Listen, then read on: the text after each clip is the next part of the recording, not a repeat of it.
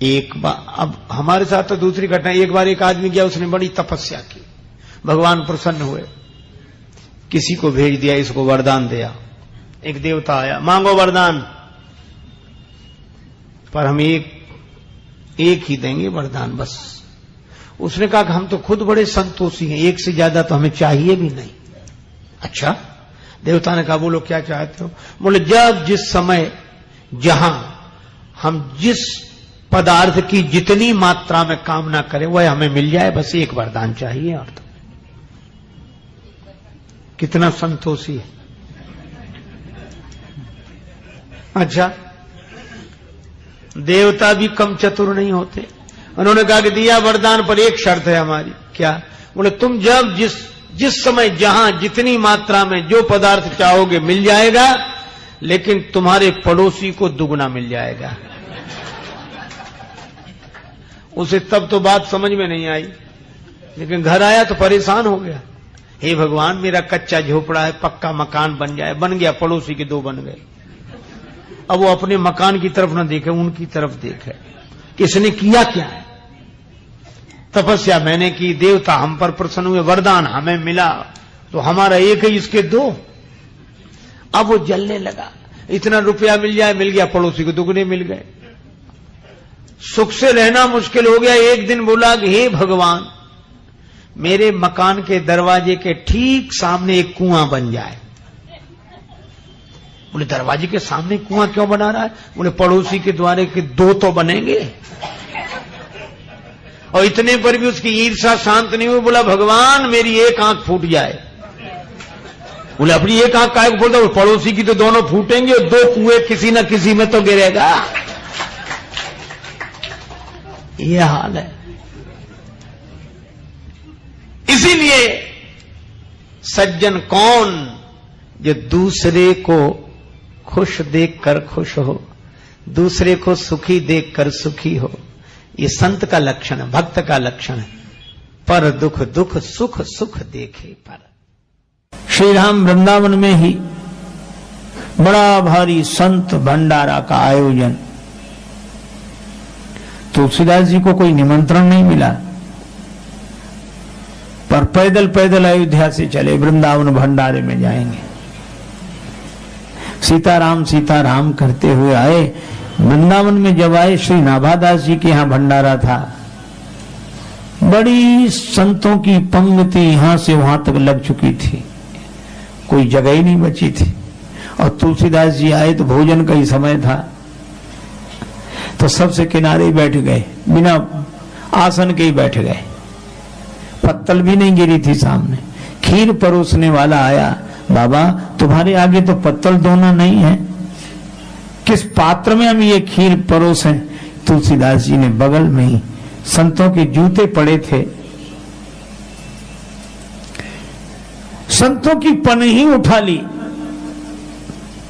और वो पनही सामने करके बोले इसमें परोस दो। खीर परोसने वाला कांप गया। संत की पनही में खीर परसवा कर खा लेना चाहते हैं। वो दौड़ा दौड़ा नाभादास जी के पास गया कि एक संत हैं, वो संत की जूती उठाकर कहते इसमें खीर परोस दो। नाभादास जी ने जो वहीं से सुना तो उन्होंने वहीं से कहा कि यह तो जिसमें इतनी विनम्रता हो, यह तो हमारे संत श्री तुलसीदास जी ही होंगे। और आकर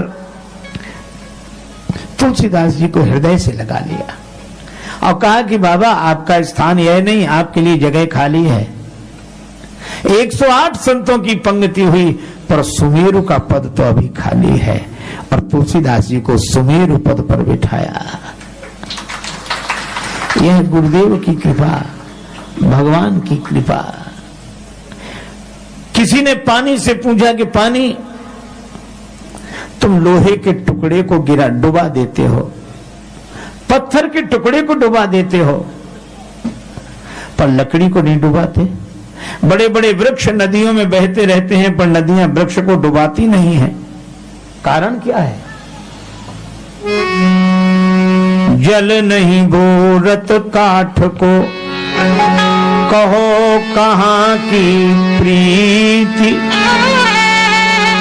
जल ने उत्तर दिया, अपनों सींचो जान के, यही बड़न की रीत। जल कहता है जिसको सींचकर हमने वृक्ष बनाया, उसको अगर डुबा देंगे तो हमारा बड़प्पन क्या रहेगा। और जल की तो ये महानता, और लकड़ी की नीची वृत्ति देखो, जिसने सींचकर बड़ा किया उसी के सिर पे चढ़ के चलती है, जल को डुबाकर चलती है। जिसने सींच कर बड़ा किया उसी के सिर पे चढ़ते। तुलसीदास जी कहते हैं, लकड़ी जैसे जल के सिर के ऊपर चढ़कर चलती है, वैसे नीच हम हैं।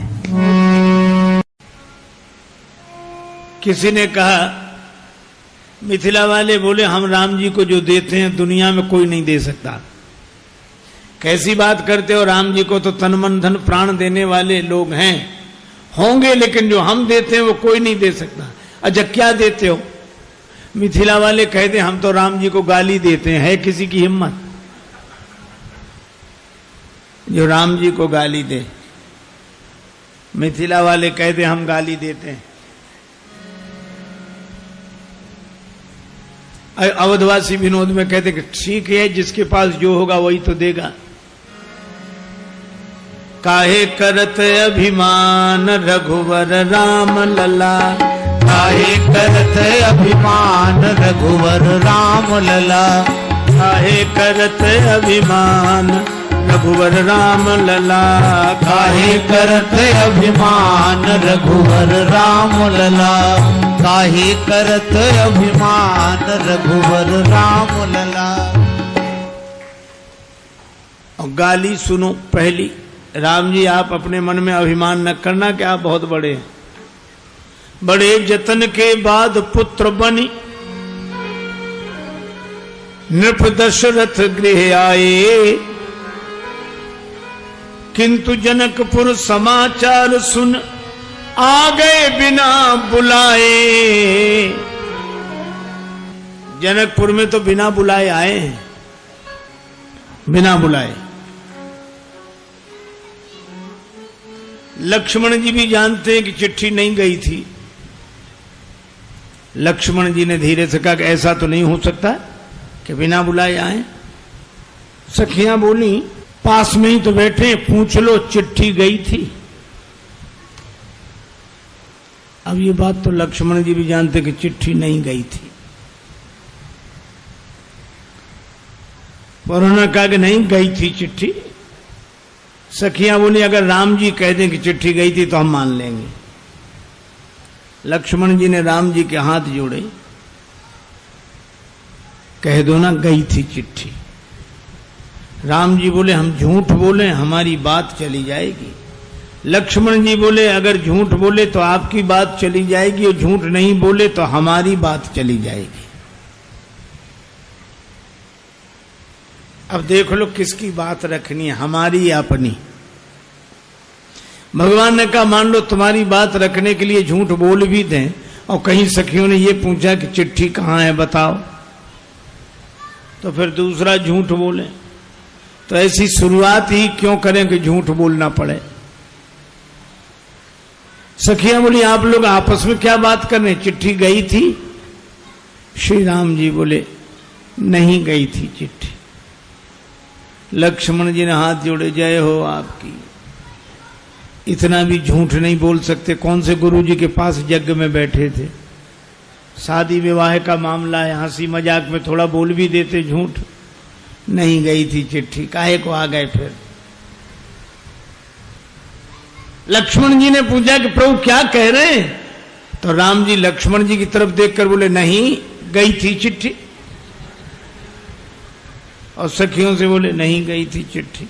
और लक्ष्मण जी तरफ नहीं गई थी चिट्ठी। अरे प्रभु गई थी कि नहीं गई थी? राम जी बोले गई भी थी और नहीं भी गई थी। गई चिट्ठी गई थी गुरुजी के पास, नहीं गई थी हमारे पास। हम तो समाचार सुनी सुनी है? धनुष यज्ञ सुनी रघुकुल नाथा, हरस चले मुनिवर के साथा। सखियों ने कहा देख लिया, बिना बुलाए आए। सुच तीर्थ धाम अनेकन है, सबकी अपनी अपनी गरिमा। सखी किंतु विदेह पुरी लखिके, लघु लागत मोहि सबे उपमा। मिथिलेश से भूप राजेश जहां, सबते बढ़ी के मिथिला महिमा। पर महिमा मिथिला की नहीं सजनी, ये तो उनकी महिमा जिनकी महिमा। अर्थ समझ गए? उनकी महिमा जिनकी महिमा।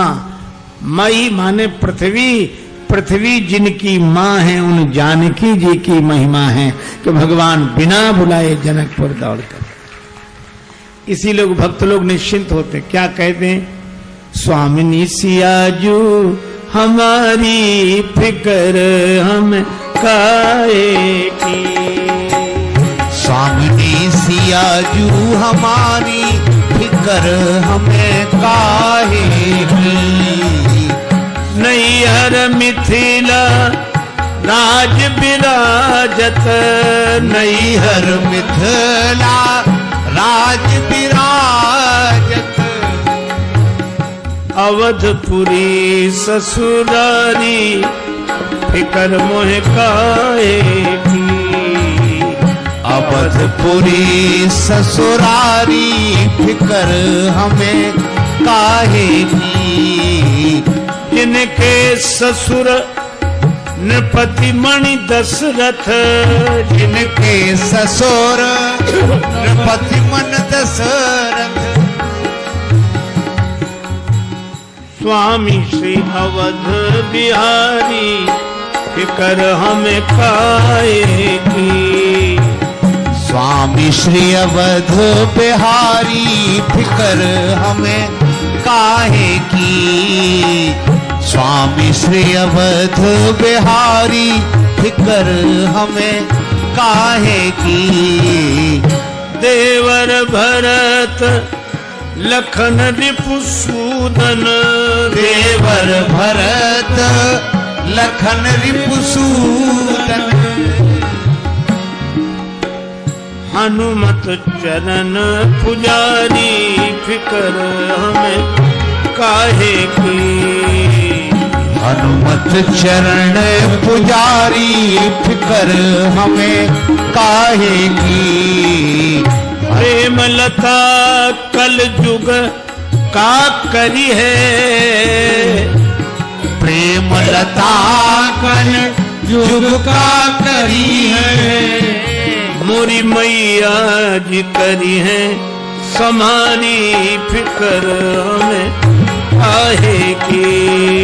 मैया जी करी है समारी फिकर हमें काहे की। मैया जी करी है संहारी फिकर हमें काहे की। जानकी जी का जिससे नाता है, जानकी जी का जिससे नाता है, वो भला काहे को घबराता है। करना कुछ भी नहीं कभी,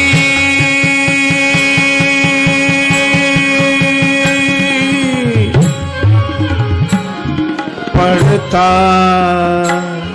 मिलने वाला ही चला, मिलने वाला ही चला आता है। जनक नरेंद्र नंदनी माता मैथिली का जिससे संबंध है उसे डरने की, घबराने की कोई आवश्यकता नहीं।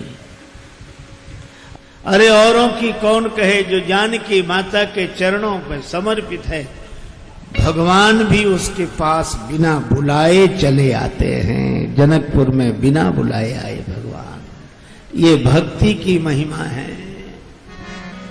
मैया राउर मधुर जुगल चरना, बस भीतर बाहर घर द्वारे अंगना। बस भीतर बाहर घर द्वारे अंगना। मैया राउर मधुर जुगल चरना। मैया राउर मधुर जुगल चरना। बस भीतर बाहर घर द्वारे अंगना। बस भीतर बाहर घर द्वारे अंगना। हे जानकी माता, आपके चरण कमलों की ऐसी महिमा है। रौरा रहीला से मिथिला के ऐसन महिमा। रौरा रहीला से मिथिला के ऐसन महिमा।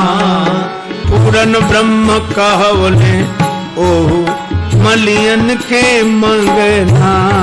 पूरन ब्रह्म कहवले ओहु मलियन के मंगना।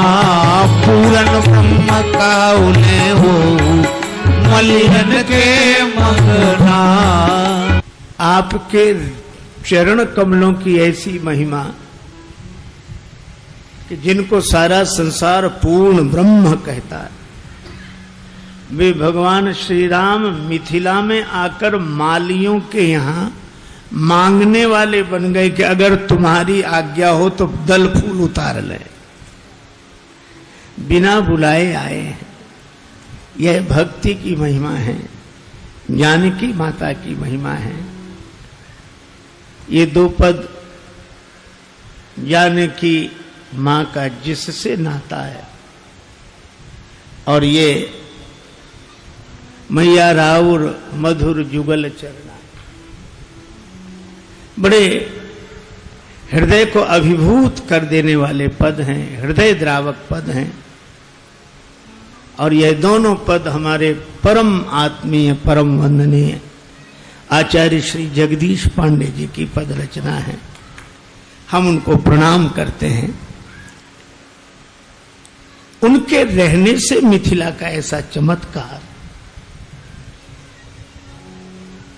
सचमुच भगवान आए, बिना बुलाए आए। यह श्री जानकी माता की महिमा है। तभी श्री तुलसीदास जी महाराज कहते हैं कि जनक जी को पता लगा,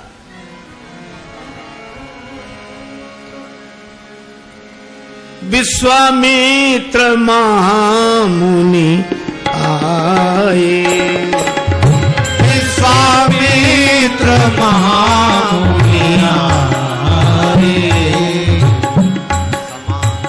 समाचार मिथिलापति पाए। समाचार मिथिलापति पाए।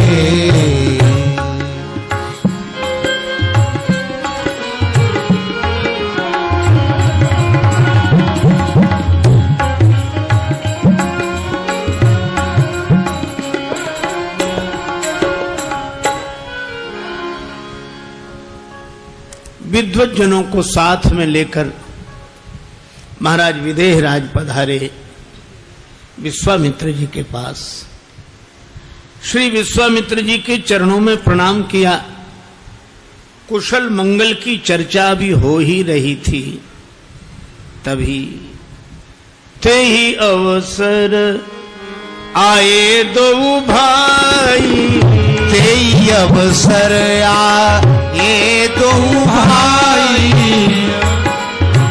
गए रहे देखन फुलवाई, गए रहे देखन फुलवाई, गए रहे देखन फुलवाई,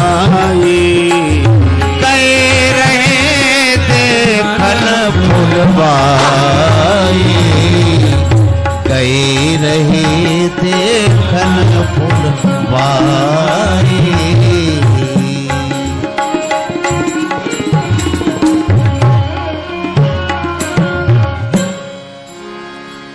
उसी समय दोनों भाइयों का पदार्पण हुआ। श्री राघवेंद्र, श्री लक्ष्मण और उन दोनों के विश्व विमोहन सौंदर्य को देखकर महाराज विदेहराज उठकर खड़े हो गए। उठे सकल जब रघुपति आए। शिष्टाचार के अनुरूप आचरण नहीं लगता। किसी बालक को देखकर कोई वृद्ध उसके स्वागत में खड़ा हो जाए, पर यह सामान्य बात नहीं है, अलौकिक बात है।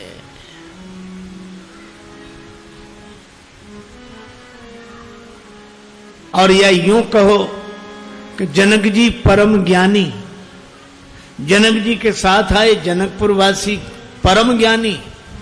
और ज्ञानी जब बैठता है देह में नहीं बैठता, ब्रह्म भाव में बैठता है। सो अहम अस्मि, अहम ब्रह्मास्मि, ब्रह्म भाव में बैठता है। निजानंद मस्ती में मैं झूमता हूं, कहां कौन कैसा न मैं पूछता हूं। तो ज्ञान के उस भाव में बैठे थे। लेकिन जब राम जी को देखा तो उठकर खड़े हो गए। वह ज्ञान भाव छूट गया, ब्रह्म भाव छूट गया। इन्हीं विलोकत अति अनुरागा, बरवस ब्रह्म सुखई मन त्यागा। ब्रह्म सुख को भी मन ने छोड़ दिया।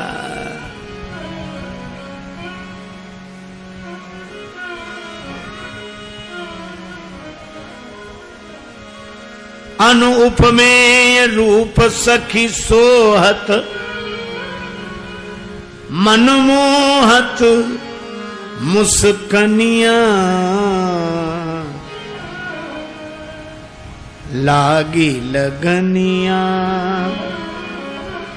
कहा बस में अब तो इन्हीं की बन के रहूंगी। अब तो इन्हीं की